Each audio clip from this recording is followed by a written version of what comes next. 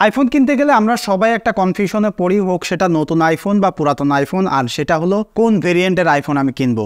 Global নিব, Singapore নিব, USA নিব, জাপান নিব নাকি চায়না নিব। ইভেন চায়না ভেরিয়েন্ট শুনলে অনেকে নাক ছিটকায়। সো আইফোনের ভেরিয়েন্ট সম্পর্কে আজকে বিস্তারিত আপনাদেরকে জানাবো।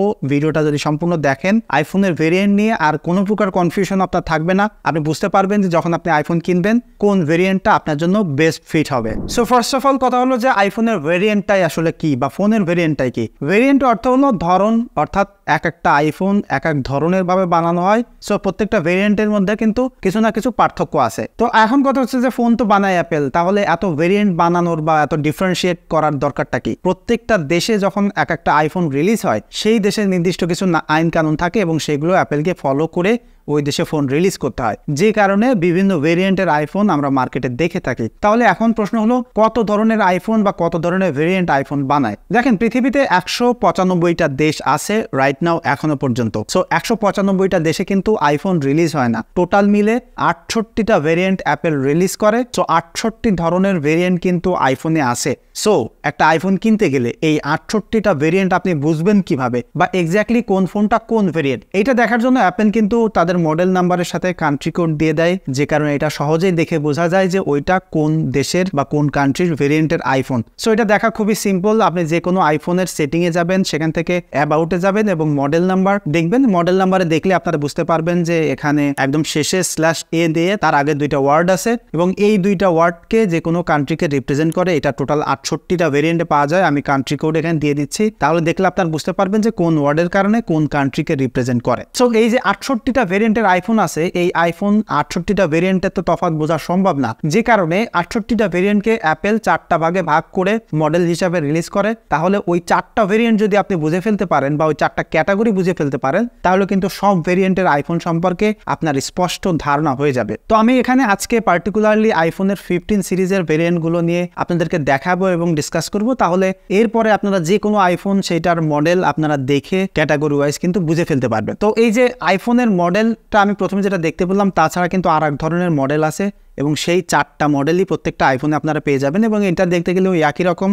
আপনারা আইফোনের সেটিংয়ে যাবেন, অ্যাবাউটে যাবেন এবং ওই যে মডেল নাম্বার থাকে তারপরে ক্লিক করলে এরকম এ দিয়ে শুরু, কয়টা নাম্বার শেষ হয়েছে, এইরকম মডেল দেখতে পারবেন। তো আইফোন 15-এ এইরকম 4টা মডেল নাম্বারগুলো এখানে দেখতে পাচ্ছেন। 15 প্লাসে এরকম 4টা আছে, 15 প্রো এবং 15 প্রো ম্যাক্সে কিন্তু এই যে মডেলগুলো দেখতে পাচ্ছেন এখানে এইগুলোই আছে। তো আমি যদি 15 বেস মডেলটা দিয়েই আপনাদেরকে এই মডেলগুলো বুঝাই, তাহলে আপনারা বুঝে ফেলতে পারবেন অন্য যত মডেলেরই আইফোন আছে, যত ভেরিয়েন্ট আছে, সব আসলে এই একই রকম। তো আইফোন 15-এর প্রথম যে মডেল আছে সেটা হলো A2846। এই মডেলটা মূলত ইউএসএ এবং পোর্তোরিকো অর্থাৎ এই দুইটা কান্ট্রির জন্য কিন্তু ক্যাটাগরাইজ করা হয়েছে এবং এই দুইটা কান্ট্রির যে দুইটা ইন্ডিভিজুয়াল ভেরিয়েন্ট আছে এই দুইটার ডিফারেন্স কিন্তু নাই, একদম সেম টু সেম এই দুইটা আইফোন হবে। তো এই আইফোনের মডেলটার যে বিশেষত্ব সেটা হলো এই মডেলে কোনো প্রকার ফিজিক্যাল সিমের স্লট থাকে না, অর্থাৎ এই মডেলে কোনো ফিজিক্যাল সিম আপনি ব্যবহার করতে পারবেন না, শুধুমাত্র ডুয়াল ই সিম সাপোর্ট করবে। তাছাড়া এই মডেলের ফোনগুলোতে কিন্তু 5G মিলিমিটারের ব্যান্ড থাকে, যেটা 5Gর সব থেকে ফাস্টেস্ট ব্যান্ড, বাট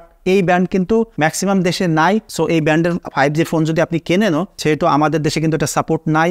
ইন ফিউচারও আসবে কিনা সেটা আমি জানি না। সো এক্সট্রা এর জন্য কোনো বেনিফিট আপনি কিন্তু পাচ্ছেন না। তবে এই ফোনগুলো কিনলে একটা জিনিস আপনাকে মাথায় রাখতে হবে, কোনো প্রকার ফিজিক্যাল সিম কিন্তু আপনি ব্যবহার করতে পারতেছেন না। তো সেইটা যদি আপনি মানিয়ে নিতে পারেন, তাহলে এই আইফোনে কিন্তু অন্যান্য আইফোনের সাথে একদম জিরো ডিফারেন্স। ইভেন যত ধরনের আইফোন ভেরিয়েন্ট আছে সেই আইফোনের কিন্তু কোর কম্পোনেন্টে কোনো ডিফারেন্স থাকে না। সেকেন্ড যে মডেলটা আছে সেটা হলো A3089। এটা মূলত Canada, Guam, Japan, Mexico, Saudi Arab এবং ইউএস ভার্জিন আইল্যান্ড অর্থাৎ এই কয়টা কান্ট্রির জন্য এই মডেলের ভেরিয়েন্টগুলো একটা ক্যাটাগরাইজ করা হয়েছে। অর্থাৎ এই যে কান্ট্রি, এইগুলো যে ভেরিয়েন্টের ফোনগুলো আছে সেগুলোতে কিন্তু একদম সিমিলারিটি দেখতে পারবেন। এবং এই ফোনগুলো যে বিশেষত্ব সেটা হলো এখানে একটা ফিজিক্যাল সিম এবং একটা ই সিম সাপোর্ট করে এবং এই কান্ট্রিগুলোর নিজস্ব কিছু রুলস আছে। যেমন জাপানের যে ভেরিয়েন্টটা আছে সেই ভেরিয়েন্টে যখন আপনি জাপানে থাকবেন ছবি তুললে ওইটার শাটারের সাউন্ডটা, ক্যামেরার সাউন্ডটা আপনি আসলে অফ করতে পারবেন না। কিন্তু জাপান থেকে যদি এই ফোনটা আপনি কিনে জাপানের বাইরে চলে আসেন, তখন কিন্তু আপনি ক্যামেরার শাটারের সাউন্ডটা অফ করতে পারবেন। আবার এমন চিন্তা করেন না যে অন্য দেশের ফোন কিনে নিয়ে যে জাপানে যখন আমি যাব তখন আমার ক্যামেরার শাটার সাউন্ড থাকবে না, তা কিন্তু নয়। অন্য দেশেরও একটা আইফোন কিনে নিয়ে যখন আপনি জাপানে যাবেন তখন কিন্তু ওইটা অ্যাপেল বুঝতে পারবে যে আপনি জাপানে আছেন এবং তখন কিন্তু অটোমেটিক ক্যামেরার শাটারের সাউন্ডটা ওটা অন হয়ে থাকবে। সো এখানে যে ডিফারেন্সটা আছে বিভিন্ন কান্ট্রিতে বিভিন্ন রকম, যেমন কোনো দেশে কিন্তু ফেস টাইম সাপোর্ট করে না, না ভিডিও কল করার জন্য। তবে সেই দেশের ফোন যখন কিনবেন সেই দেশে তো ফেস টাইম সাপোর্ট পাবেন না, বাট অন্য দেশ থেকে আইফোন কিনে নিয়ে সেখানে গেলেও কিন্তু ফেস টাইমটা বন্ধ হয়ে যাবে। সো এই যে ভেরিয়েন্টগুলো আছে এগুলোতে সামান্য একটু ডিফারেন্স আছে, সেটাও কিন্তু ওই কান্ট্রি থেকে বের হয়ে গেলে আর কোনো ডিফারেন্স নাই। তারপরে যে মডেলটা আছে সেটা হলো A3092। এই মডেলটা মূলত চায়না মেইনল্যান্ড, হংকং এবং ম্যাকাও এই তিনটা দেশের জন্য, এবং এই তিনটা দেশের যে ভেরিয়েন্টগুলো আছে সেগুলো কিন্তু একই রকম হবে। এবং এই ভেরিয়েন্টগুলোর যে বিশেষত্ব সেটা হলো এখানে কোনো প্রকার ই সিম সাপোর্ট করে না, অর্থাৎ সিম স্লটে 2টা করে ফিজিক্যাল সিম সাপোর্ট করে উপর নিচে করে। এবং এখানে আরেকটা জিনিস হচ্ছে যে এইসব কান্ট্রিগুলোতে অনেক অ্যাপসও কিন্তু রান করে না, ফেস টাইম চলে না, ইউটিউব চলে না। সো এইসব জিনিসগুলো অটোমেটিক্যালি যখন ওই দেশে ফোন কিনবেন সেখানে কিন্তু বন্ধ হয়ে থাকবে। তাছাড়া কিন্তু কোনো ডিফারেন্স এখানে নাই, অর্থাৎ অন্য একটা আইফোন ভেরিয়েন্ট কিনলেও যেরকম পাবেন এইটাও কিন্তু সেম। অনেকেই চাইনিজ ভেরিয়েন্ট শুনলে নাক সিটকায়, ভাবে যে চাইনিজ ভেরিয়েন্ট ভালো না, ব্যাপারটা কিন্তু আসলে তা নয়। এখানে জাস্ট যে ডিফারেন্স সেটা হলো এটাতে ই সিম নাই, 2টাই ফিজিক্যাল সিম। এটা কিন্তু অনেকের জন্য পজিটিভ হইতে পারে, ই সিমে অনেক প্রবলেম ফেস করে, অনেকে এটাতে কমফোর্ট ফিল করে না, তাদের জন্য কিন্তু 2টা physical SIM better. So Chinese ভেরিয়েন্টে কিন্তু আপনি নিশ্চিন্তে কিনতে পারেন, কারণ আপনি যেহেতু এই ফোনটা চায়নায় ব্যবহার করতেছেন না, বাংলাদেশে ব্যবহার করতেছেন, তাহলে যেসব রেস্ট্রিক্টেড অ্যাপস আছে সেগুলো কিন্তু আপনি এখানে ব্যবহার করতে পারতেছেন। এবং সর্বশেষ যে ভেরিয়েন্টটা রয়েছে সেটা হলো A3090। এই ভেরিয়েন্টটা মূলত এখনো পর্যন্ত যেসব কান্ট্রিগুলো আমি মেনশন করলাম সেইগুলো বাদে যত ধরনের কান্ট্রি আছে এই মডেলটা দিয়ে ক্যাটাগরাইজ করা হয়।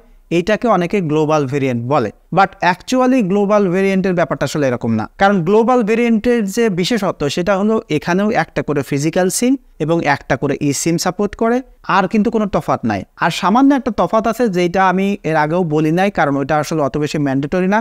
এই যে 68টা ভেরিয়েন্ট আছে প্রত্যেকটা দেশে কিন্তু এই যে নির্দিষ্ট ব্যান্ডউইথ থাকে এন্টিনার, সেটা আলাদা আলাদা অনেক দেশে থাকতে পারে, বাট যে কোনো দেশেরটা নিয়ে গেলেও ম্যাক্সিমাম দেশে বলতে 100% সব দেশেই আসলে সাপোর্ট করে, যে কারণে ওইটা আসলে অত বেশি ম্যাটার করে না। যে কোনো দেশ থেকে এই ভেরিয়েন্টের আইফোন কিনলে যে কোনো দেশেই নেটওয়ার্ক পায়, সো ওইটা নিয়ে আসলে কনসার্ন হতে হয় না।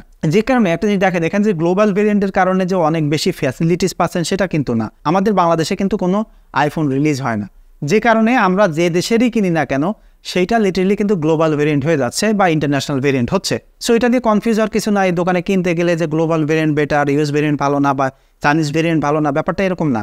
জাস্ট একটাই তফাৎ এখনো পর্যন্ত কনক্লুড করতে পারলাম, সেটা হলো কোনোটা ই সিম সাপোর্ট করে, কোনোটা ফিজিক্যাল সিম সাপোর্ট করে, আবার কোনোটা ই সিম ফিজিক্যাল সিম 2টা সাপোর্ট করে। এছাড়া কিন্তু একটা আইফোনে ভেরিয়েন্ট ওয়াইজ জিরো ডিফারেন্স।